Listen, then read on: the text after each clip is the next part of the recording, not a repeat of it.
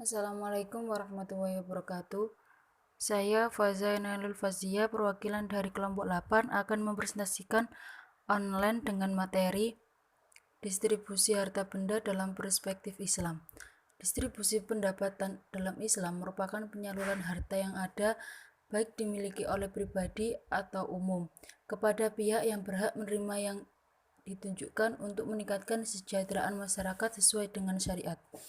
Ayat yang berhubungan dengan distribusi diantaranya Quran Surat Al-Asyr ayat 7. Bismillahirrahmanirrahim. Ma'afa Allahu ala rasulihi min ahlil qura falillahi walirrasuli walidil qurba wal yatama wal masakin wabnis sabili kai la yakunu dulatan baina awniya minkum wa ma atakumur rasulu fakhudu wa ma nahakum anhu fantahu wattaqullah innallaha syadidul iqab, yang artinya apa saja harta rampasan yang diberikan Allah kepada Rasulnya atau dari harta benda yang berasal dari pendapatan kota-kota untuk Allah, untuk Rasul, kaum kerabat, anak-anak yatim, orang-orang miskin, dan orang-orang dalam perjalanan, supaya harta itu jangan beredar di antara orang-orang kaya saja di antara kamu. Apa saja yang diberikan Rasul kepadamu, maka terimalah, dan apa yang dilarangnya bagimu, maka tinggalkanlah, dan bertakwalah kepada Allah, sesungguhnya Allah Maha amat keras hukumnya. Distribusi dalam ekonomi Islam didasarkan pada nilai-nilai manusiawi yang sangat berdasar dan penting, yaitu nilai keadilan dan kebebasan. Yang keadilan yaitu dalam Islam merupakan pondasi yang kokoh meliputi semua ajaran dan hukum Islam.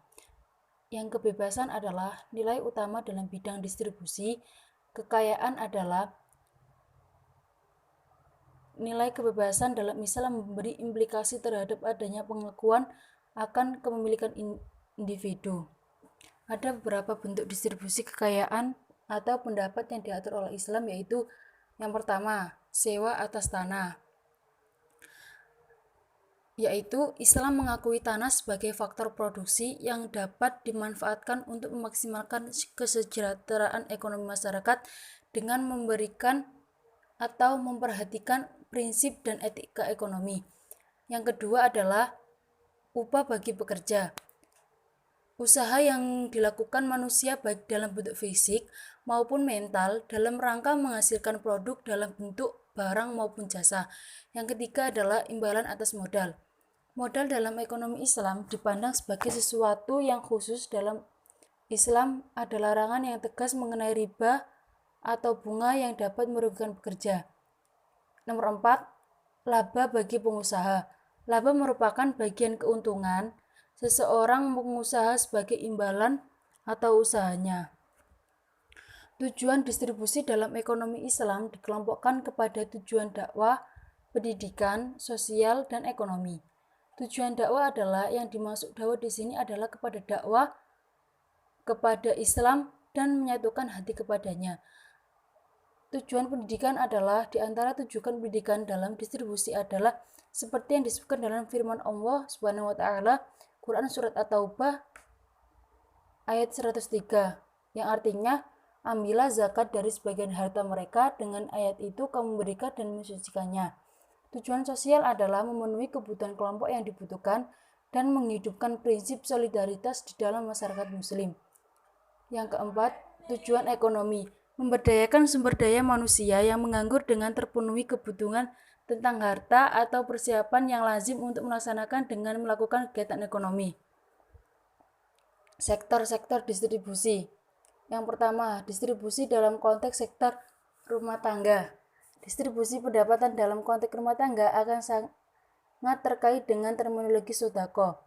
Distribusi dalam konteks adalah prinsip-prinsip ekonomi yang dibangun atas nilai moral Islam memencanangkan kepentingan distribusi pendapat secara adil.